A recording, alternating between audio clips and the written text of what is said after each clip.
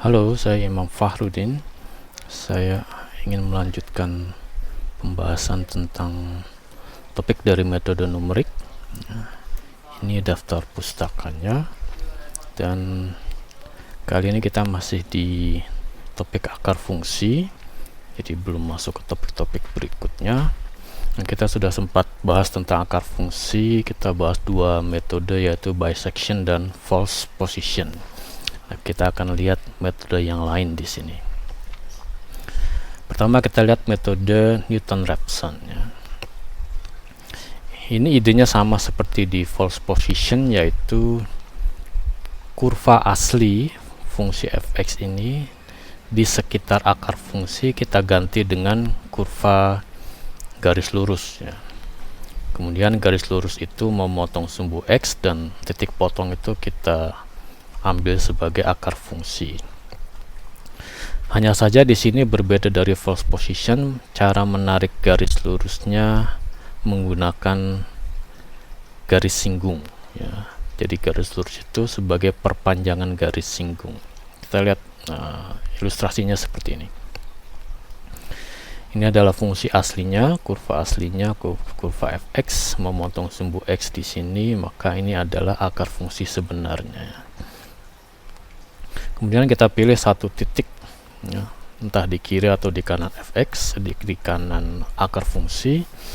Nah, kita hitung atau kita ambil garis singgung kurva fx di titik A ini ya. Kemudian garis singgung itu diperpanjang sampai memotong sumbu x.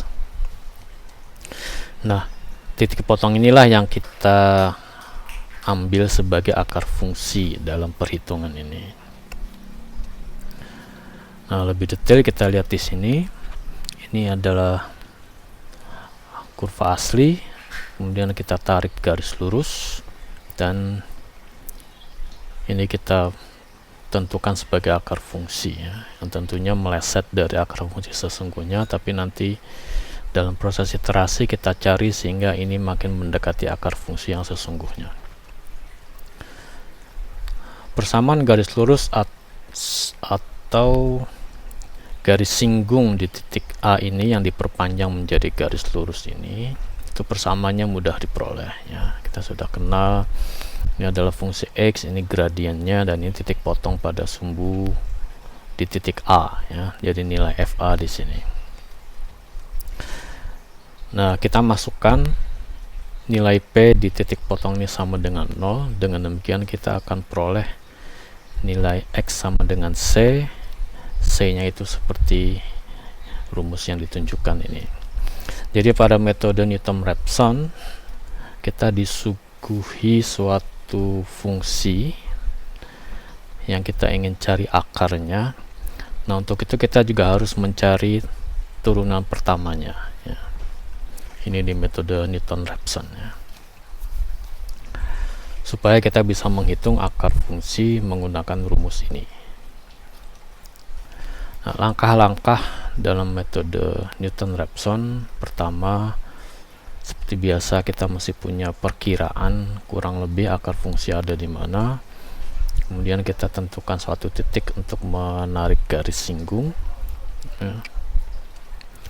Garis singgung yang diperpanjang sehingga memotong sumbu x, dan kita ambil ini sebagai akar fungsi pada langkah ini. Kemudian kita geser ya. Titik A ini kita pindahkan ke titik C, dan kita lakukan hal yang sama, tarik garis lurus dan dapatkan lagi titik potong, dan itu sebagai akar fungsi di langkah berikutnya. Jadi ilustrasinya seperti ini ya. Dengan demikian akar fungsi yang sebenarnya ini didekati dalam proses iterasi secara berulang-ulang dari kiri dan kanan, sehingga makin lama makin dekat dengan akar fungsi yang sebenarnya. Tiap kali nilai C itu dihitung dengan rumus yang sudah ditunjukkan di depan tadi ya, rumus dalam kotak ini. Ini sekedar gambaran bahwa akan sangat baik jika kita memulai mencari garis singgung tidak terlalu jauh dari akar fungsi yang sesungguhnya. Jadi ilustrasinya seperti ini. Jadi kita lihat di sini, kita start di titik 1, ini tidak terlalu jauh dari akar fungsi sesungguhnya, maka dapat garis singgung ini, memotong di sini, kita naik bawa lagi ke sini, hitung garis singgung, memotong di sini. Nah, jarak antara titik potong yang pertama ke akar yang sesungguhnya dengan jarak antara titik potong kedua ke akar sesungguhnya ini makin lama makin kecil ya. Jadi suatu saat kita akan dapatkan titik potong garis lurus yang sangat dekat dengan akar yang sesungguhnya.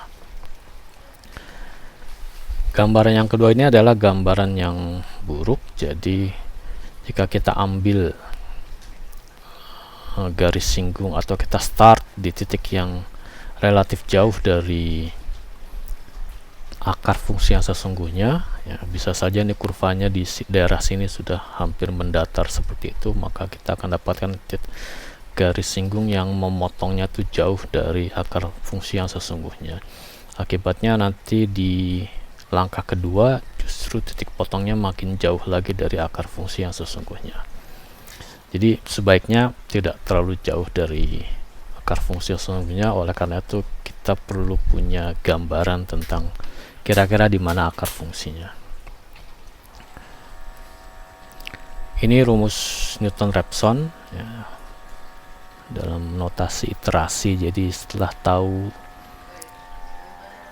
ini nilai awal, kemudian kita tahu nilai nomor 1, dimasukkan lagi ke sini, kita tahu nilai akar fungsi di langkah kedua, ketiga, dan seterusnya. Tiap kali kita hitung kesalahan relatif semu, dan apabila nilainya sudah cukup kecil, maka proses iterasi ini bisa kita hentikan. Dan akar fungsi yang diperoleh di langkah terakhir diambil sebagai hasil perhitungan.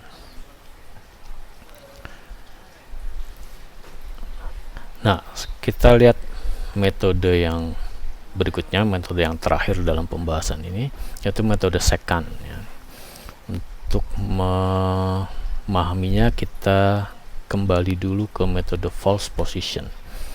Ini contoh pencarian akar fungsi dengan metode false position untuk kasus batas B tetap. Jadi yang berpindah adalah batas kiri, batas A ya, bergeser ke kanan.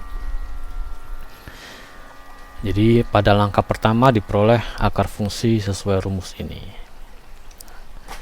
Di langkah kedua akar fungsi ini dipakai dan kita peroleh akar fungsi di langkah kedua. Akar fungsi di langkah kedua dipakai untuk mendapatkan akar fungsi di langkah ketiga. Begitu seterusnya ya. Dalam metode secant, maka metode false position ini dua langkah pertama, setelah itu dilanjutkan sebagai metode secant, perhitungan akar fungsinya berbeda ya. Yaitu dua akar fungsi yang diperoleh di dua langkah sebelumnya dipakai untuk menghitung akar fungsi di langkah berikutnya. Jadi untuk menghitung akar fungsi di langkah ketiga, kita ambil akar fungsi di langkah pertama dan kedua. Ini metode secant ya. Jadi secara umum rumusnya seperti ini. Untuk menghitung nilai akar fungsi di langkah ke I dipakai akar fungsi di dua langkah sebelumnya. Gambaran atau ilustrasi grafisnya seperti ini ya. Ini fungsi asli langkah pertama, langkah kedua, langkah ketiga. Dengan metode false position didapatkan akar fungsi langkah pertama dengan cara seperti ini ya. Ambil dua batas, tarik garis lurus, kita dapat titik potong di sini. Kemudian batas kiri digeser ke akar fungsi. Dan tarik lagi garis potong, kita dapatkan akar fungsi kedua.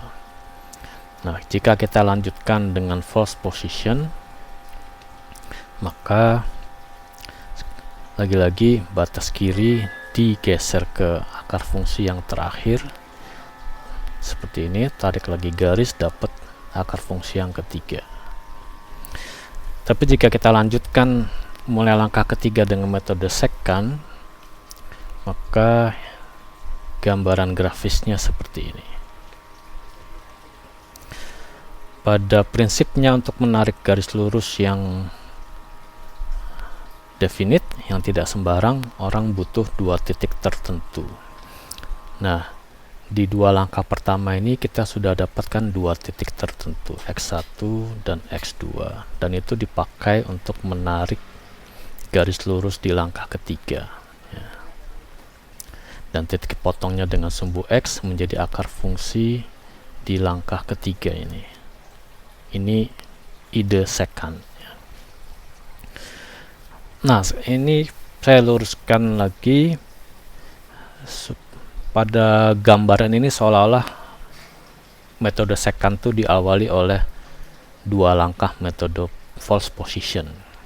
Ini hanya untuk gambarannya. Jadi secara umum, untuk mendapatkan dua titik awal ini tidak harus menggunakan metode false position. Bahkan pada metode secant kita juga bisa berikan saja dua nilai ini mengikuti suatu tebakan, sekedar dapat dua nilai. Dengan begitu kita bisa menarik garis lurus dan kita dapatkan akar fungsi berdasarkan dua nilai awal ini. Jadi ini hanya untuk mengantarkan metode secant. Saya beri contoh, dua nilai awalnya dicari dengan metode false position. Ya, ini yang seperti saya nyatakan di sini. Jadi dua nilai awal itu tidak harus dengan false position, bisa juga ditebak atau pakai metode lain. Ini adalah rumus secant. Ya. Nah, kita bisa susun ulang sehingga bentuknya seperti ini rumusnya. Nah, yang menarik adalah yang bagian dalam kurung ini, pangkat minus 1. Setelah iterasi yang banyak, maka tentunya jarak antar akar fungsi dari dua langkah yang berturutan itu makin dekat, sehingga ini makin kecil ini, sehingga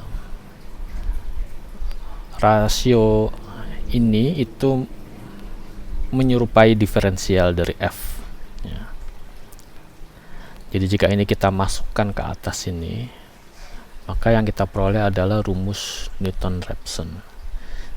Jadi metode secant itu setelah langkah yang banyak dia menjadi metode Newton-Raphson, sehingga bisa menjadi alternatif jika metode Newton-Raphson sulit direalisasikan. Misalkan jika turunan pertama yang dibutuhkan di rumus Newton-Raphson ini sulit dihitung atau sulit diperoleh. Ya. Menghitung kesalahan relatif semu pada metode secant itu sama dengan seperti pada metode false position dan Newton-Raphson.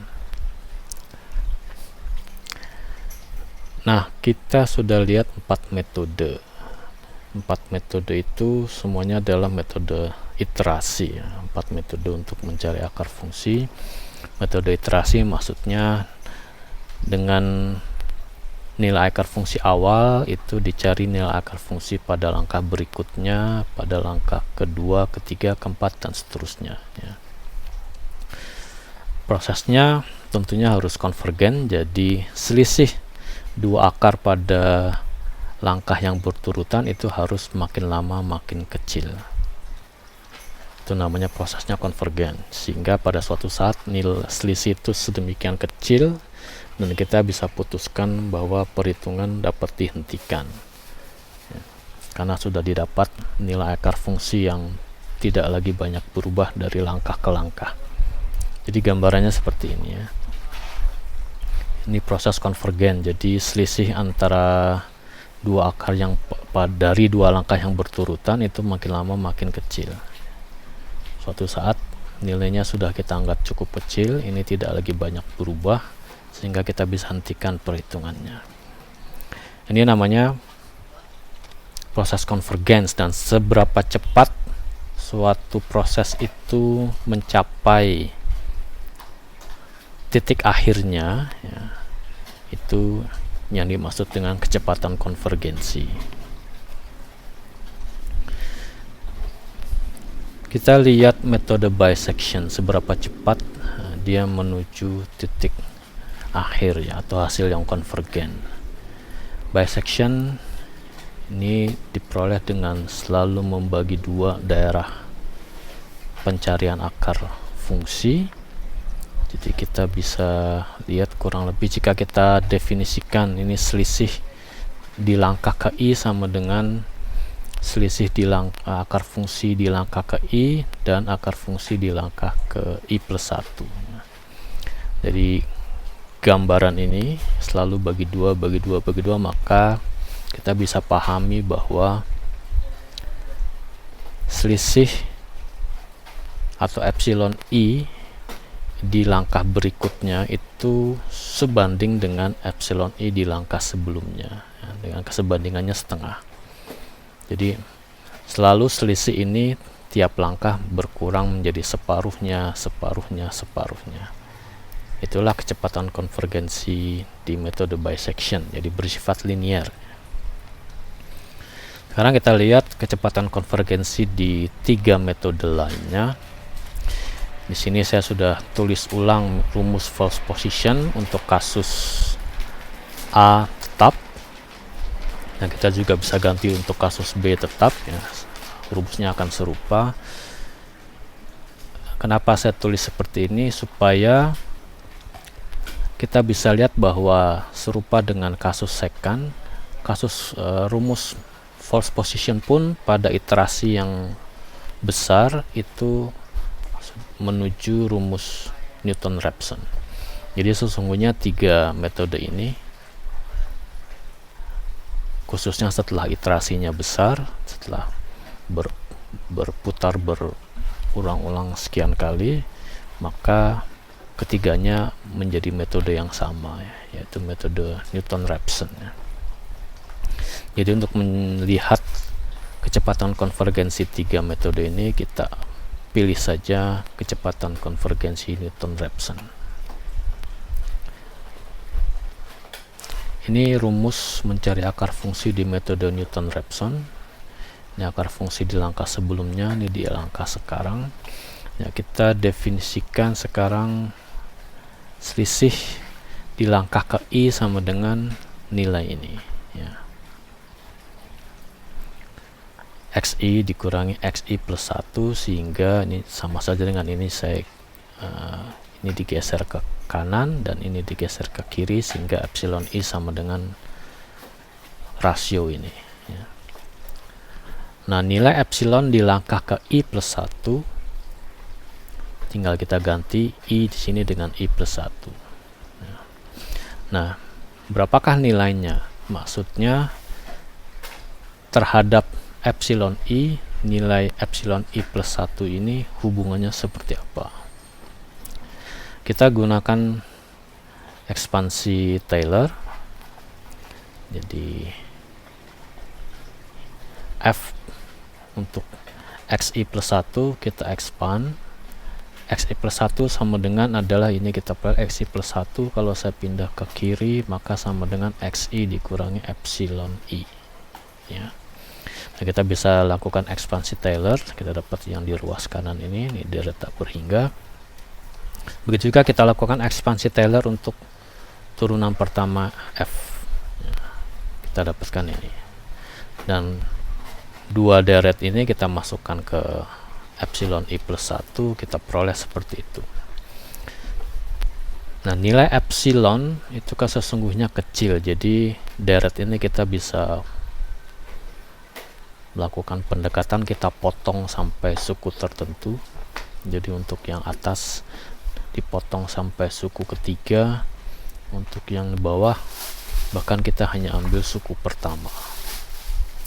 Nah, apa yang menarik, dua suku pertama ini yang bagian atas itu sama dengan 0, ya. Jadi kalau kita tarik F aksen XI ke kiri dikalikan epsilon I, maka nilainya sama dengan f di titik xi. Jadi dua suku ini saling meniadakan. Jadi kita peroleh xi plus 1 itu sebanding dengan epsilon i plus 1 sebanding dengan epsilon i kuadrat.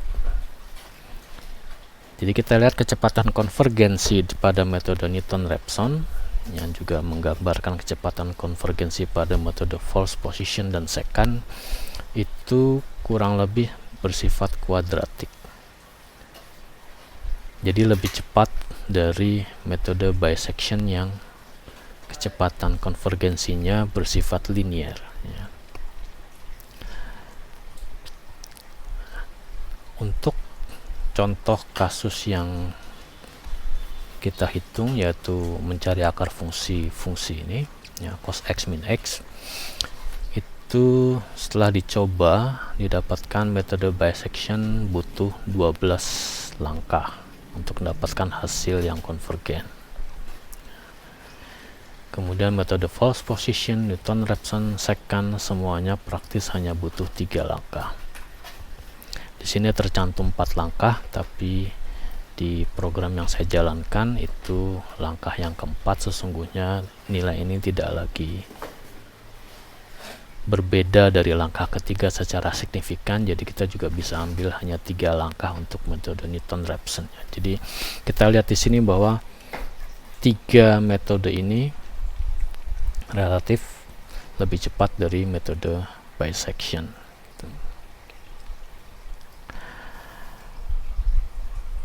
Sampai di sini pembahasan tentang akar fungsi.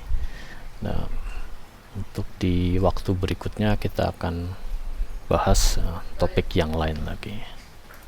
Terima kasih atas perhatian semua.